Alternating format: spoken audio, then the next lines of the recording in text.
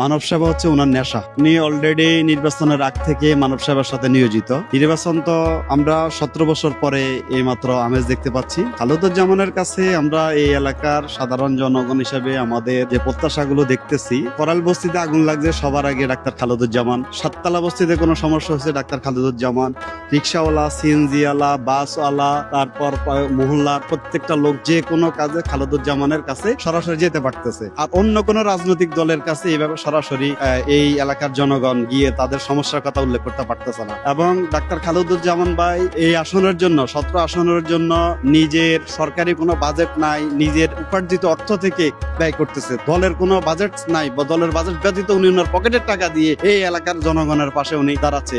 আমরা আশাবাদী যে উনি যদি এই 17 আসনের একজন অভিভাবক হিসেবে নির্বাচিত হয়, একজন খাদেম, উনি বলছে যে আমি এই 17 আসনের এমপি হব না, আমি এই 17 আসনের একজন খাদেম হিসেবে নিজেকে নিয়োজিত করব। আমি এই জনগণের পাশে অতীত ছিলাম এবং আগামীতে ইনশাল্লাহ থাকবো। আমি নির্বাচন এমপি হই বা না হই, আমি এই 17 আসনের জনগণের পাশে থাকবো ইনশাল্লাহ। এই এলাকায় চাঁদাবাজ, টেন্ডারবাজ এই এলাকায় এগুলো থাকবে না। এই এলাকায় এই যে ফুটপাতে আপনারা দেখতে পান বিএনপির লোকজনে এবং দলের পরিচয় দিয়ে তারা এখানে এসে ফুটপাত দখল করে চাঁদাবাজি করতেছে।